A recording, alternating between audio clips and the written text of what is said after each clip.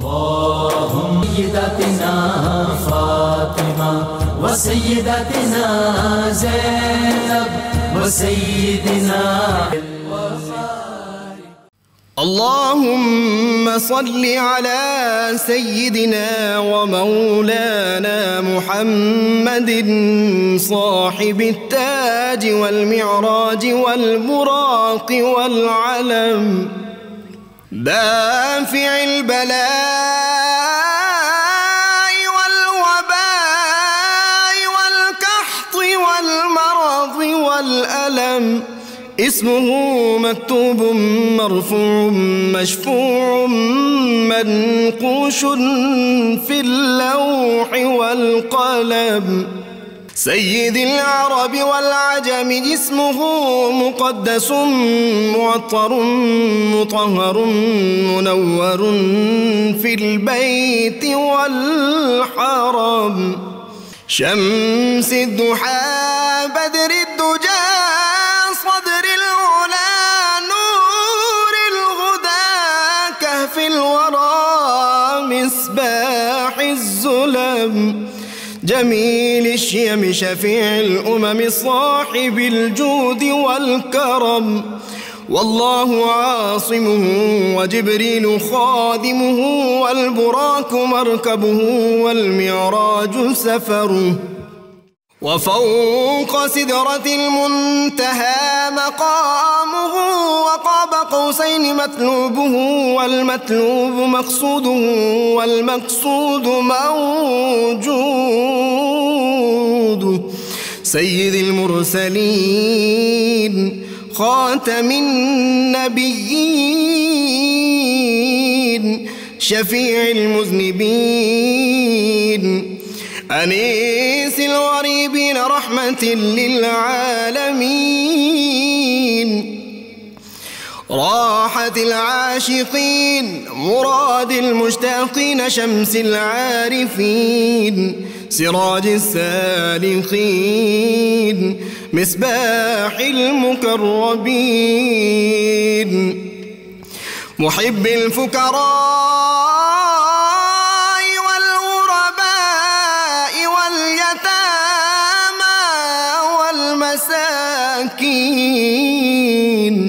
سيد الثقلين نبي الحرمين إمام القبلتين وسيلتنا في الدارين صاحب قاب قوسين محبوب رب المشرقين ورب المغربين جد الحسن والحسين مولانا ومولى الثقلين سيدنا أبي القاسم محمد بن عبد الله نور من نور الله يا أيها المشتاقون بنور جماله بلغ العلا بكماله كشف الدجى بجماله حصنت جميع خصاله صلوا عليه وآله وأصحابه وسلموا تسليما وصحبه وبارك وسلم بسم اللہ الرحمن الرحیم۔ السلام علیکم ناظرین، پروگرام صبح نور کے ساتھ آپ کا میزبان نذیر احمد غازی حاضر ہے۔ ناظرین اکرام، حضرت ابو انیس محمد برکت علی صاحب رحمہ اللہ کی مشہور تالیف اسماء النبی الکریم صلی اللہ علیہ وآلہ وسلم سے ایک اسم مبارک پڑھنے کی سعادت حاصل کر رہا ہوں۔ سیدنا محب علی صلی اللہ علیہ وآلہ وسلم ہمارے سردار حضرت علی سے محبت فرمانے والے درود و سلام بھیجے اللہ آپ صلی اللہ علیہ وسلم، آپ کی آل پاک اور آپ کے صحابہ کرام پر۔ حضرت انس بن مالک رضی اللہ تعالی عنہ سے روایت ہے کہ ایک مرتبہ حضور نبی کریم صلی اللہ علیہ وآلہ وسلم کے پاس ایک پرندے کا گوشت آیا۔ آپ صلی اللہ علیہ وسلم نے دعا فرمائی، یا اللہ اپنی مخلوق میں سے محبوب ترین شخص میرے پاس بھیج تاکہ وہ میرے ساتھ اس پرندے کا گوشت کھائے۔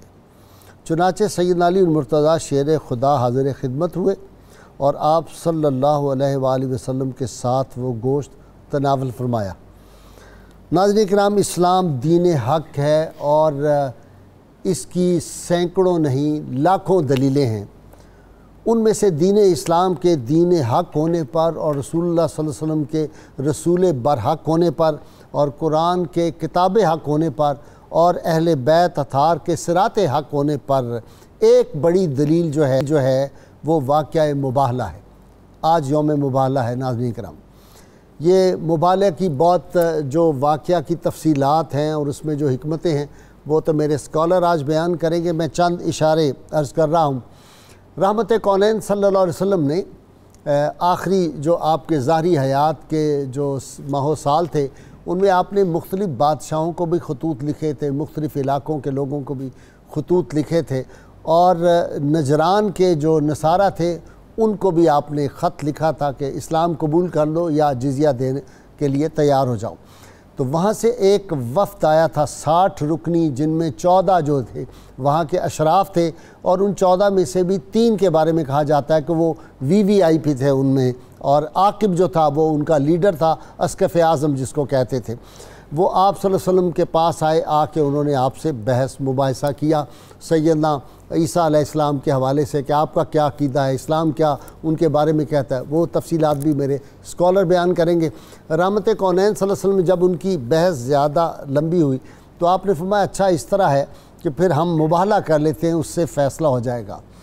مباہلہ کے لیے آپ صلی اللہ علیہ وسلم نے کہا ٹھیک ہے پھر تیار ہو جاؤ، ہم بھی آئیں گے، اور دونوں جو اطراف ہوں گے، دونوں وفود جو ہوں گے وہ بیٹھ کے اور اللہ کے حضور یہ عرض کریں گے جو اس میں سے غلط ہوگا اس پر پھر اللہ کی لعنت ہوگی۔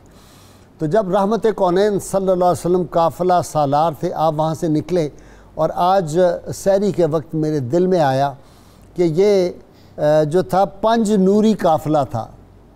یہ ذہن میرے میں ایک نئی ٹرم آئی کہ یہ 5 نوری قافلہ جب آگے بڑھا اس میں کون کون تھا؟ حسنین کریمین تھے، سیدنا امام حسن علیہ السلام نے آپ صلی اللہ علیہ وسلم کی انگلی مبارک، انگشت مبارک پکڑی ہوئی تھی، امام حسین کو آپ نے گود اٹھایا ہوا تھا، سیدہ فاطمہ اور سیدنا علی المرتضیٰ شیر خدا پیچھے پیچھے چلتے آ رہے تھے۔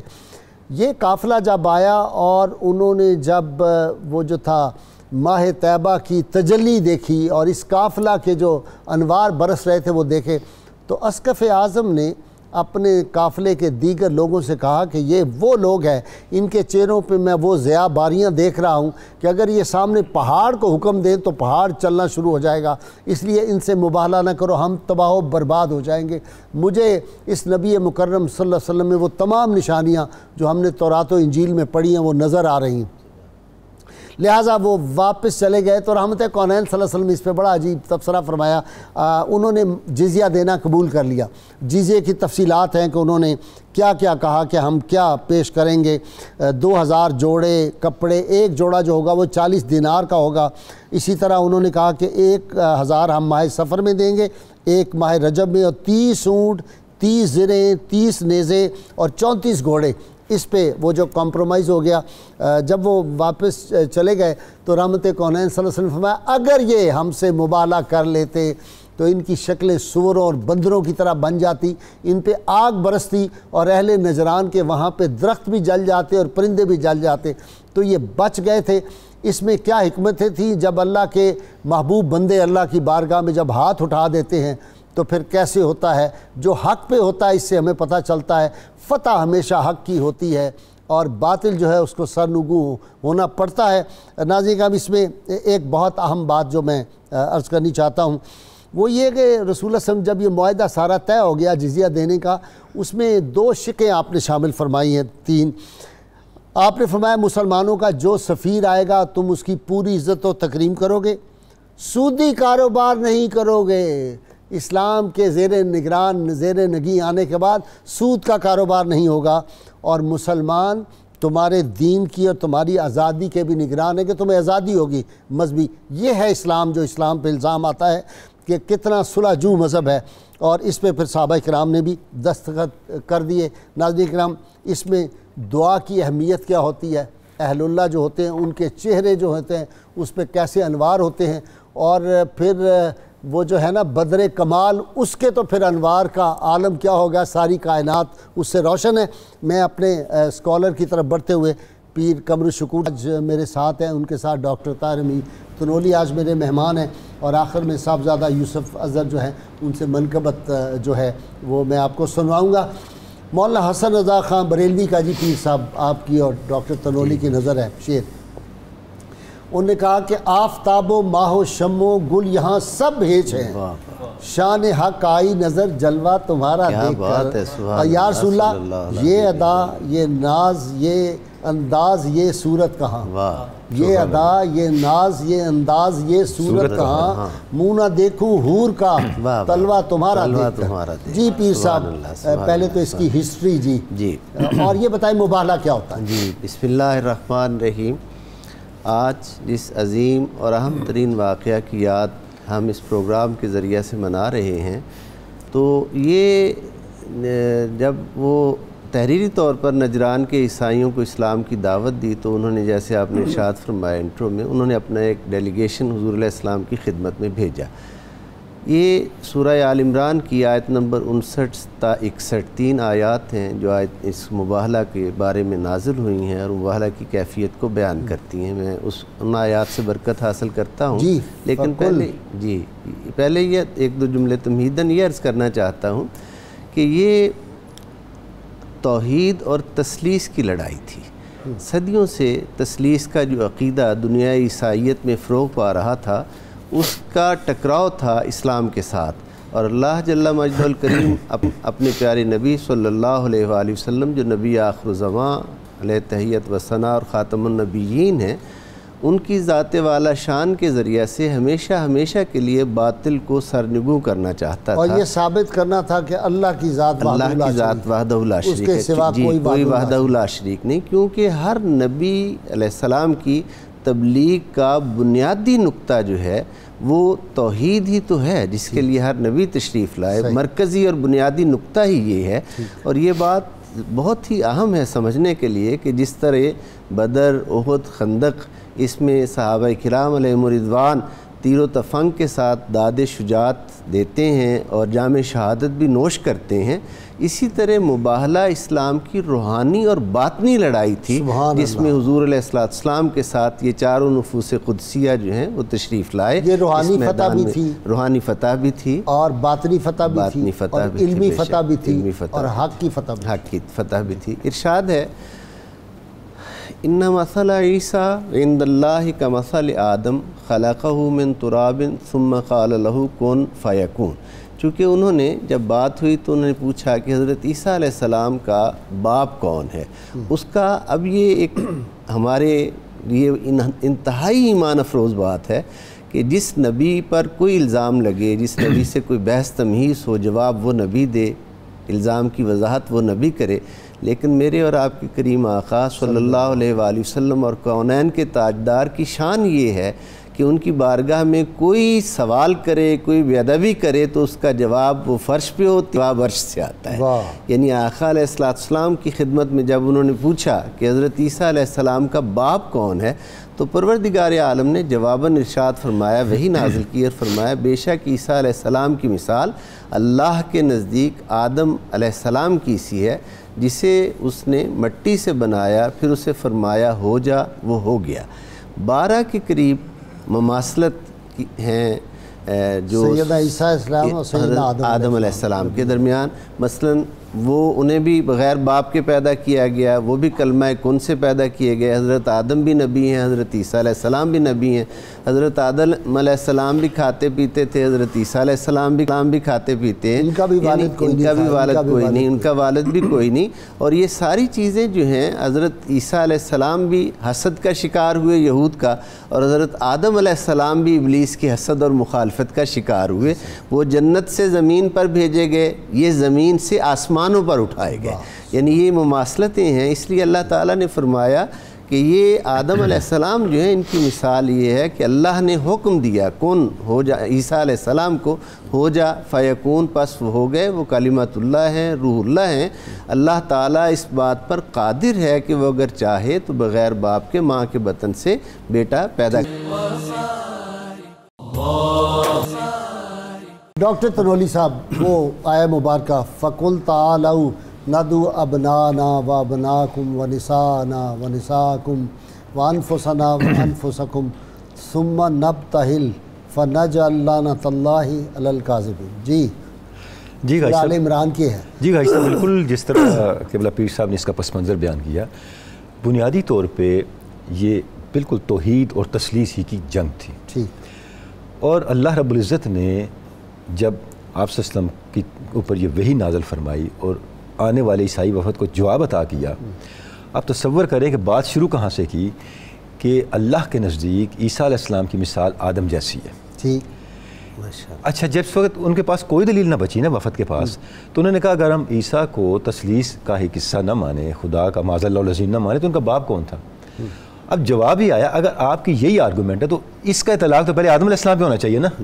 ان کی تو والدہ بھی نہیں تھی. صحیح. اگر معاذ اللہ العظیم کسی کا خدا ہونا اس سے اسٹیبلش ہوتا ہے کہ وہ بغیر باپ کے پیدا ہوا، تو پھر آدم علیہ السلام کو کیوں چھوڑ رہے ہو؟ یعنی اس آیت کے اندر ایک مخفی طور پہ ان کے اوپر ایک جوابی اعتراض تھا کہ ادھر تو تم چپ ہو جاتے ہو، اور جہاں پہ آدھا فیکٹر ہے ماں تو موجود ہے نا. اصل بات یہ ہے کہ اللہ نے کن فیکون اپنی قدرت کے تحت پیدا کیا، وہ چاہے ماں کے بغیر پیدا کرے چاہے باپ کے بغیر پیدا کرے.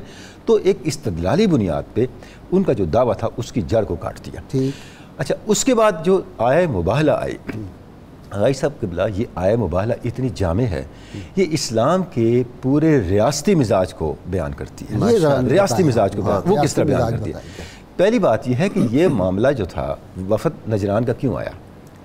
ظاہر ہے ان تک اسلام کی دعوت پہنچی تھی. ٹھیک ہے. لیٹر گیا نا. وہ صرف عقیدے پہ بحث کرنے کے لیے نہیں آئے تھے پرائمریلی، تو وہ ایک ریاستی معاملہ طے کرنے کے لیے آئے تھے. بالکل ٹھیک ہے. اچھا اب جب وہ آئے تو آپ صلی اللہ علیہ وسلم ان کو طرف توجہ نہ فرمائی، وہ بڑے پریشان ہوئے. ان کو بتایا گیا یہ جو زرق برق لباس آپ پہن کے اس کر کے آپ صلی اللہ علیہ وسلم آپ کی طرف نہیں توجہ، اور سونا بھی پہنا ہوا. سرج سونے چاندی کیا سے کیا ہے، یہ جواہرات پہنے. صحابہ کہتے ہیں اس سے قیمتی لباس ہم نے اپنی زندگیوں میں نہیں دیکھا. آپ صلی اللہ علیہ وسلم نے پہلے تو ان کے اس روب کو ختم کر دیا. وہ جب سادگی میں آئے تو آپ ان کی طرف متوجہ، تو جو عاقب تھا اس نے کہا جی یہ خط ملا. فرمایا ہاں یہ خط میں نے لکھا ہے. اب یہاں سے بات ہوتے ہوتے بات توحید پہ چلی گئی. غائی صاحب اگر آپ آئے مباہلہ کو دیکھیں، یہاں ایک بات بیچ میں وہ بھی کر دو کہ انہوں نے عبادت شروع کر دی مشرق کی طرف منہ کر کے. جی اس طرح میں آ رہا ہوں. اگر آپ آئے مباہلہ کو دیکھیں یہ بتاتی ہے کہ لا اکراہ فی الدین. سبحان اللہ. یہ ہے اسلام. یہ اسلام ہے. وہ اس پورے واقعے کے اس پورے واقعے کی 3 ڈائمنشنز ایسی ہیں جو یہ بتاتی ہیں کہ اسلام واحد مذہب ہے جس میں کوئی جبر نہیں. وہ دین ہے جس میں کوئی جبر نہیں ہے. آغاز کہاں سے؟ جیسے ہی انہوں نے کہا ہماری عبادت کا وقت ہے، آپ نے فرمایا یہی عبادت کر لو، انہیں وہی عبادت کی اجازت دے دی. اچھا اس کے بعد جب مباہلہ معاملہ طے ہو گیا، اگلے دن جب وہ مباہلہ کرنے کے لیے آئے تو جب انہوں نے آپ صلی اللہ علیہ وسلم کو آتے دیکھا، آپ کے ساتھ ہستیاں دیکھی، تو انہوں نے کہا ہم مباہلہ نہیں کریں گے، ہم مباہلہ نہیں کریں گے. جیسے ہی آپ تشریف فرما ہوئے تو انہوں نے کہا جی ہم آپ سے صلح کرنا چاہتے ہیں. اگر آپ چاہتے تو آپ فرماتے معاہدہ تو مباہلے کا ہوا ہے، مباہلہ ہوگا تو لازمن ہوتا. آپ نے فرمایا ٹھیک ہے لا اکراہ فی الدین. واہ واہ سبحان اللہ. آپ تصور کریں اس ڈائمنشن پہ سوچیں کہ آپ صلی اللہ علیہ وسلم کا حوصلہ کیا، آپ صلی اللہ علیہ وسلم کی وسعت ظرفی، آپ کی رحمت عامہ. یعنی آپ جیسے آپ نے ارشاد فرما دیا کہ اگر یہ مباہلہ کرتے تو روئے زمین پر عیسائی نہ بچتے. ویسے ڈاکٹر وہ تصور میں لاؤ، وہ جب 5 نوری قافلہ نکلا ہوگا اور اس میدان کی طرف آ رہا ہوگا، انہوں نے پہلے یہ طے کر لیا تھا. ہائے ہائے ہائے. کاش صاحب تاریخ ہمیں بتاتی ہے کہ انہوں نے جب مشورہ کیا، انہوں نے رات کی مہلت مانگی نا، انہوں نے کہا اگر تو صبح آپ صلی اللہ علیہ وسلم کے ساتھ جمع غفیر ہو اور شور شرابہ ہو تو مباہلہ کر لیں گے، کریں. اچھا اگر آپ کے ساتھ صرف خاندان کے افراد ہوں اور وہ وقار اور تمکنت سے آ رہے ہیں پھر مباہلہ نہیں کرنا. اچھا اس کا مطلب ان کے پاس حق ہے. اس لیے ولیم یور نے لکھا ہے اپنی کتاب میں اس مباہلے کے واقعے کو بیان کرتے ہوئے کہ یہ واقعہ بتاتا ہے کہ محمد صلی اللہ علیہ وسلم کے اندر اپنے عقیدے پر ایمان کی طرح محکم تھا، اور انہیں اس بات کا کتنا یقین تھا کہ وہ عالم بالا سے متعلق ہے، ذات حق سے متعلق ہے، اور اللہ ان کو اکیلا نہیں چھوڑے گا. ان کے مقابل جو عیسائی تھے ان کے پاس سوائے جھوٹے دعووں کے اور فرضی باتوں کے کچھ نہیں. اچھا جب لکھا گیا نا معاہدہ اس وقت صحابہ آگے تھے سارے، وہ تو پھر انہوں نے دیکھیں وہ تو اگلی نہیں بھائی صاحب وہ تو پھر موبائل سے آؤٹ ہو گیا نا، آؤٹ ہو گیا. دیکھیں دوسری بات ہے، اب تیسری بات جب معاہدہ لکھا گیا، کاتب کون تھا اس معاہدہ کا؟ کاتب کون تھا؟ اس کے کاتب وہی تھے جو صلح حدیبیہ میں کاتب تھے جنہوں نے کہا تھا رسول اللہ کا لفظ میں سیدنا علی مرتضیٰ ہے. اچھا اب قاری صاحب جائے سیدنا علی مرتضیٰ ساتھ تھے, وہ تو مباہلے کے ٹائم پہ ساتھ, یعنی آپ صلی اللہ علیہ وسلم نے فرمایا اگر تم مباہلہ نہیں کرنا چاہتے ٹھیک ہے, اگر تم ذمی کے طور پہ رہنا چاہتے ہو, جزیہ دینا چاہتے ہو, درست ہے. یعنی یہ آپ نے کتنا بڑا میسج دیا انسانیت کو کہ اسلام کا مزاج کیا ہے. اچھا جس وقت معاہدہ طے پا گیا, اس معاہدے میں 3 باتیں بڑی امپورٹنٹ ہیں. ایک یہ کہ آپ نے ان کے حقوق کو ڈیفائن کیا, ٹھیک ہے, نصارہ کے حقوق کیا کیا ہیں, کہ rights of the naan Muslim citizen, یہ ان کو حقوق دیے جائیں گے, ان کی عبادت گاہوں کی حفاظت کی جائے گی, ان کے جو مذہبی لوگ ہیں ان پہ جزیہ نہیں ہوگا, ہر چیز کو ڈیفائن, بوڑھوں پہ نہیں ہوگا, بوڑھوں پہ نہیں ہوگا. اچھا اس پہ بھی ہم بعد میں بات کریں گے. دوسرا جو معاہدے کا اہم پہلو تھا غازی صاحب وہ یہ تھا, آپ صلی اللہ علیہ وسلم نے ارشاد فرمایا کہ اس معاہدے کی اگر عیسائی پابندی کرتے رہے میں ان کی حفاظت کروں گا, چاہے یہ مشرق میں ہے یا مغرب میں, چاہے شمال میں یا جنوب میں. اور تیسری اہم بات اس معاہدے کی یہ تھی, آپ نے ارشاد فرمایا میری امت پر لازم ہے قیامت تک اور اس کائنات کے اختتام تک اس معاہدے پہ کے پابند رہیں, اس کے تحت عیسائیوں کی حفاظت کریں. اس کا مطلب کیا ہے غازی بھائی؟ اس کا مطلب یہ ہے اگر آپ مباہلہ کی اسپرٹ کو پکڑ لیں تو عالم غیر اسلام جو ہے اس پر آپ ہی کا غلبہ رہے گا. جی غازی صاحب تو میں یہ عرض کر رہا تھا کہ یہ ہوگا نان مسلم سٹیزن کو تمام رائٹس دیے جائیں گے, ان کی حفاظت کا ذمہ, ان کی حفاظت, ان کی عبادت گاہوں کی حفاظت کی جائے گی, ان کو اس کے اوپر جبر نہیں کیا جائے گا کہ وہ جنگی مہموں کا حصہ بنے, جس کی طرف آپ نے اشارہ کیا, سوائے اس سپورٹ کے جو میٹیریل سپورٹ کے, یعنی یہ اسلحہ وہ پرووائڈ کریں گے, لیکن ان کو اس پہ پابند نہیں کیا جائے گا کہ وہ جا کے جنگی مہموں کا حصہ بنے. ان پہ غیر معمولی پابندیاں نہیں لگائی جائیں گی, ان کی سلیب کو نہیں چھیڑا جائے گا, ان کے کلیساؤں کو نہیں چھیڑا جائے گا. تو جتنے بھی ان کے رائٹس تھے ان سارے کے سارے رائٹس کو ڈیفائن کیا گیا بڑی تفصیل کے ساتھ, اور اس کی کنٹینیوٹی بتائی گئی. اچھا ڈاکٹر, اب آپ کو پتہ ہے کہ 1973 کا کانسٹیٹیوشن آپ نے بھی پڑھا, ہم نے اکٹھے بھی کئی معاملات ڈسکس کیے, اس میں بھی پورے رائٹس دیے گئے ہیں. بے شک جتنے بھی اسلامی ریاستیں ہیں دیکھیں نا, اس میں یہ چیزیں تو رہیں گی نا. اچھا اگلی بات غازی صاحب یہ ہے کہ ہمیں اس چیز کو سمجھنا ہے کہ اسلامی ریاست کی بنیاد توحید ہے. اچھا اس توحید کی جو اساس ہے, یا اس توحید کی جو ضمانت ہے, یا اس توحید کی جو کنٹینیوٹی ہے, یا اس توحید کا جو نفاذ ہے, وہ ذات رسالت مآب صلی اللہ علیہ وسلم کی نسبت اور آل بیت اطہار کا کردار ہے. بے شک ٹھیک ہے, آیہ مباہلہ تو یہی بتاتی ہے. سبحان اللہ. جب آیہ مباہلہ کو دیکھتے ہیں تو اب آپ نے, اللہ رب العزت نے کیا ارشاد فرمایا, کون آئے, ندعو ابناءنا و ابناءکم نساءنا و نساءکم. اچھا ابناءنا میں تو 2 آگے, حسنین کریمین. انفسنا میں سیدنا علی مرتضیٰ آگے, آپ وسلم بھی آگے, آپ صلی اللہ علیہ وسلم اس میں شامل. بڑا اہم نقطہ یہ اس میں آیا کہ اپنی عورتوں کو بلائیں, اور خاتون صرف ایک تھی, سیدہ فاطمہ الزہرا. یعنی ایک تنہا ہستی ہوتے بھی آپ پہ جمع کی سیگے کا اطلاق ہوا. یہ آل بیت اطہار کی عظمت اور آل بیت اطہار کی ایک, جس کو آپ کہتے ہیں اللہ رب العزت کی بارگاہ میں قبولیت جو ہے, مقبولیت جو ہے, اس کی علامت ہے کہ اللہ رب العزت نے اپنے دعوی توحید کو اغیار کے سامنے اسٹیبلش کرنے کے لیے جس گروہ کو بطور آرگومنٹ کے پیش کیا وہ یہ ہے. جی دعا پہ ہم بات کر رہے تھے, پیر صاحب آپ مکمل کریں. جس وقت سرکار کل جہاں صلی اللہ علیہ وآلہ وسلم کا شان اقدس سے لے کر چلتے ہیں نا جن ہستیوں کو, سارا واقعہ بتا کے بیان کر کے, تو حضور تاکید فرما رہے ہیں کہ جب میں ان کے لیے ہلاکت و بربادی کی دعا مانگوں تو تم اس پر آمین کہنا. یہ باقاعدہ یعنی تربیت کی جا رہی ہے اور بتایا جا رہا ہے اور سمجھایا جا رہا ہے. یہ ترتیب تو قرآن حکیم نے قائم کی, جیسے ڈاکٹر صاحب نے بھی بات کی ابناءنا, تو آگے حضور علیہ السلام نے شہزادوں کو رکھا. اسے اولیات امام حسن مجتبی علیہ السلام میں بیان کیا جاتا ہے کہ آپ وہ کم سن شہزادے ہیں جو اپنے قدموں پہ چل کے مباہلہ کے لیے تشریف صحیح انگلی پکڑی ہوئی, چونکہ حضرت امام حسین تو حضور کی گود میں تھے, یہ ان کی اولیات میں اس کو شمار کیا جاتا ہے. اور جناب سیدہ کونین سیدہ فاطمہ الزہرا سلام اللہ علیہ کا توحید باری تعالیٰ کی گواہی میں اور حضور علیہ السلام کی اس دعا کی آمین میں شامل ہونا, یہ اس بات کا اعلان و اظہار ہے کہ دین پر اگر کوئی کڑا وقت آئے تو اس وقت جو بھی دین کے حوالے جس طرح کی خدمت دین کی بجا لا سکتا ہے وہ اسی طرح, جس طرح غزوات میں صحابیات علیہم رضوان حاضری دیتی تھی, مرہم پٹی, پانی پلانا, اس طرح اب یہ چونکہ مقام ایسا تھا اور اس کے لیے حضور علیہ السلام نے پسند کیا کہ اللہ میرا رب چاہتا ہے کہ باہر نکلا جائے، تو وہ پاک بی بی جن کا کبھی منہ مبارک بھی شمس و قمر نے نہیں دیکھا تھا، وہ بھی اپنے پردے میں اپنے حجاب میں آج خداوند لم یزل کی توحید کی سربلندی کے لیے، یعنی اس سے یہ بھی پتہ چلتا ہے یہ جو ہماری کشمیر میں بیٹیاں باہر نکلی ہوئی ہیں آزادی کے حق کے لیے اور حق کی خاطر، کہ اگر دین پہ کوئی جب آنچ آ جائے، جب وقت مشکل آ جائے تو پھر پاک باز گھروں میں با پردہ جو خواتین ان کو بھی نکلنا ان کے لیے فرض ہو جاتا ہے۔ پاک پروردگار کی کا اذن بھی ہے اور سیدہ کونین کی سنت بھی ہے۔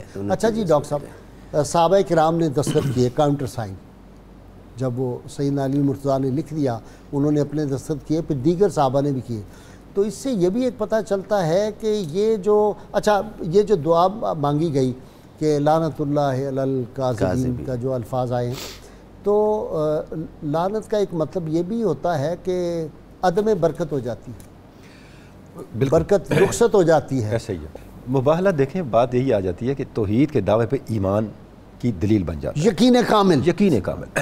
اب اللہ رب العزت نے وہ شعر سنا دو نا تو ہمارے ناظرین کو مزہ آ جائے، خدائے لم یزل کا دست قدرت تو زبان تو ہے، یقین پیدا کرے غافل کے مغلوب گماں تو ہے، پرے ہے چرخ نیلی فام سے منزل مسلمان کی، ستارے جس کی گرد راہ ہو وہ کارواں تو ہے۔ صاحب مسئلہ یہی ہے، یقین پیدا کرے غافل کہ مغلوب گماں تو ہے۔ جب تک یہ مغلوب گماں ہے تو تباہ ہے، گماں سے نکلنا ہے، یعنی آپ کے اوپر آپ کے گمانوں نے غلبہ کر رکھا ہے تو حقیقت آپ سے اوجھل ہے۔ جب آپ گمان کی گرفت سے نکل کے یقین کی روشنی میں آ گئے تو پھر سارے مسائل حل ہو گئے۔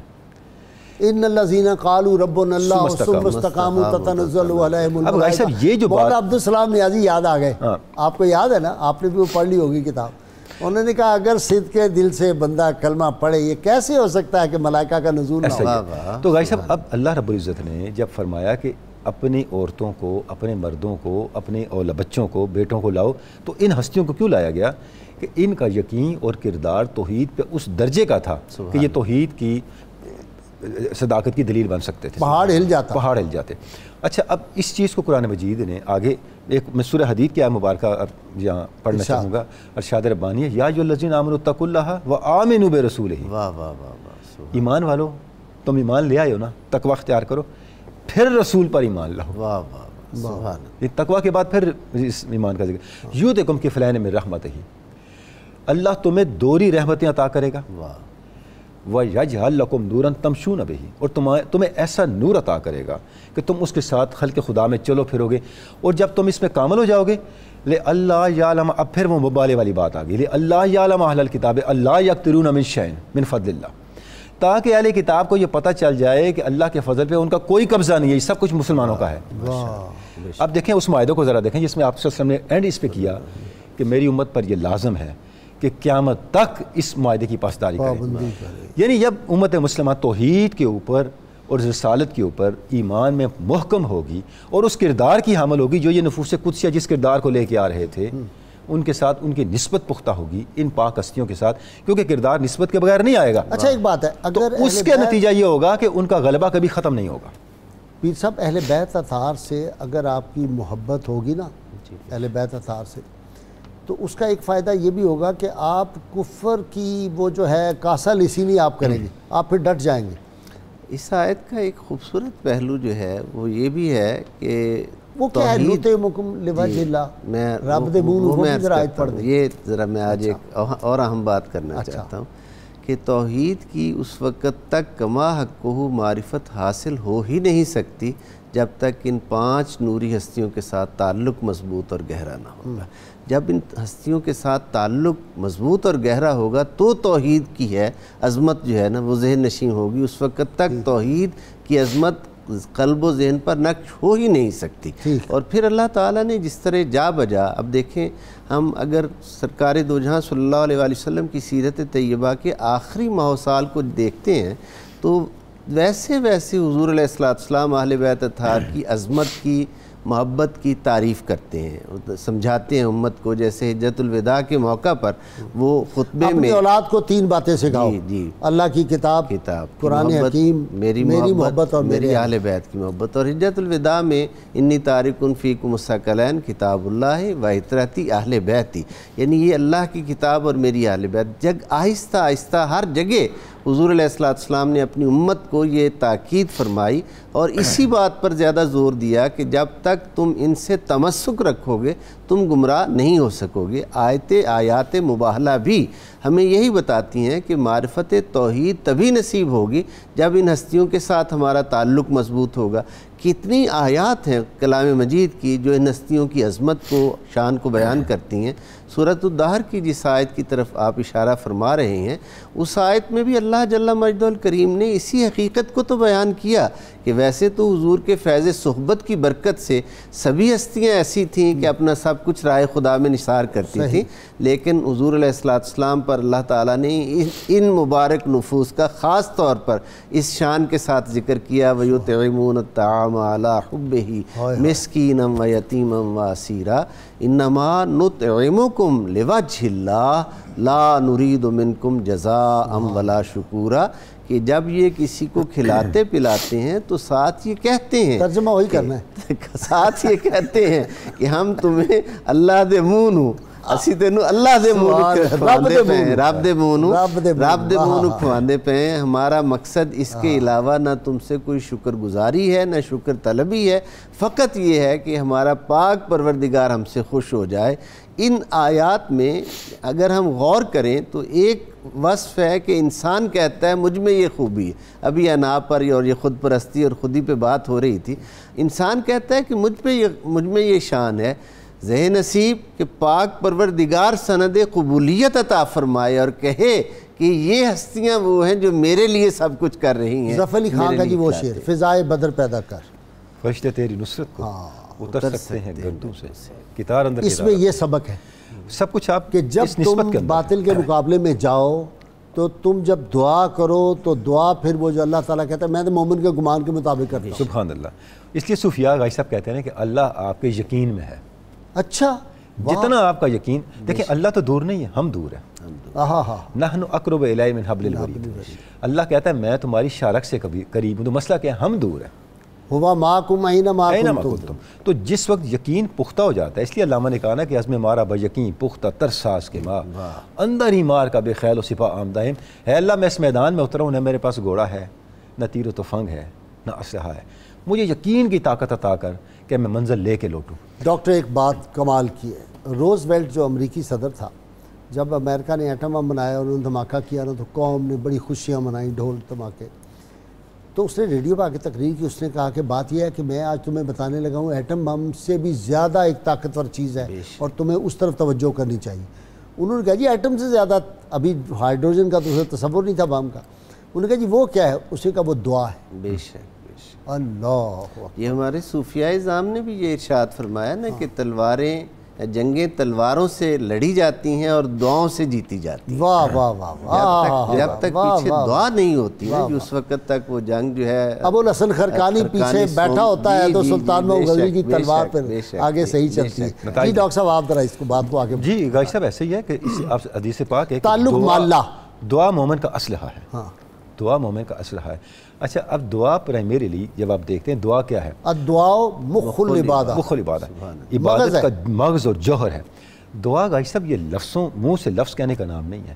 دعا آپ کا ایک ایٹیچیوڈ ہے، یہ آپ کا ایک بیہیویئر ہے، یہ آپ کا ایک رویہ ہے، یہ آپ کا ایک تھنکنگ وے ہے، یہ آپ کا ایک لائف سٹائل ہے. ٹھیک، یعنی آپ اللہ سے کس درجے پہ جا کے متعلق ہوئے ہیں. جس درجے پہ آپ اللہ کے ساتھ متعلق ہیں اسی درجے پہ دعا میں آپ اللہ کو بلا رہے ہیں، اللہ کو پکار رہے ہیں، اور اسی سطح پہ اللہ کی تائید و نصرت جو ہے وہ آپ کے شامل ہے. علی و سیدتنا فاطمہ و سیدتنا زینب و سیدنا حسن و سیدنا حسین وعلی آلہ و صحبہ و بارک وسلم. کتاب الشفاء سے جی نسخہ اہل و عیال کی حفاظت کا عمل ہے جی یہ. جو شخص سفر پر روانہ ہونے لگے تو سب گھر والوں کو ایک جگہ جمع کر کے اللہ تعالیٰ کا اسم مبارک یا رقیبو 7 بار پڑھ کر سب گھر والوں پر دم کرے. اللہ تعالیٰ سب کی حفاظت فرمائے گا. شرط یہ اول و آخر 11 مرتبہ کم از کم کوئی بھی درود پاک جو آپ کو آتا ضرور پڑھیں.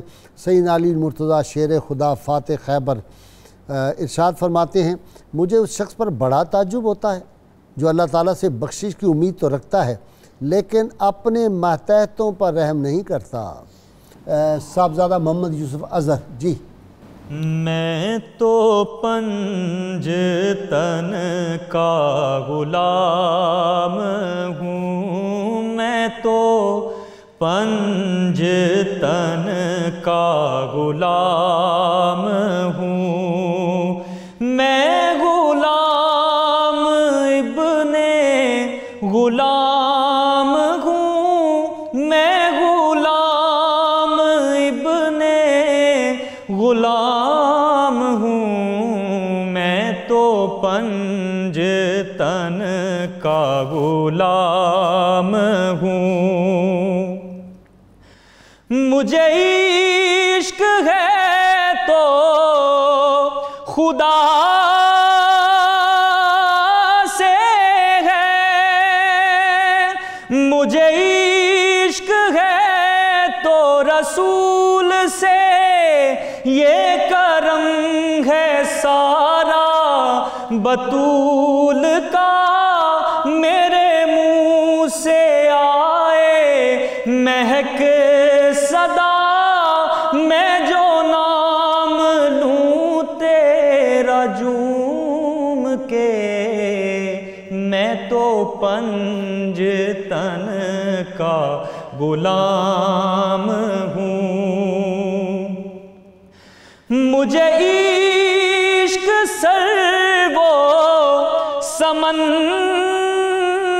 سے ہے، مجھے عشق سارے چمن سے ہے، مجھے عشق ان کے وطن سے ہے، مجھے عشق ان کی گلی سے ہے، مجھے عشق ہے تو علی سے ہے، مجھے عشق ہے تو حسن سے ہے، مجھے عشق ہے تو حسین سے، مجھے عشق شاہ زمن سے ہے، میں تو پنج تن کا غلام ہوں.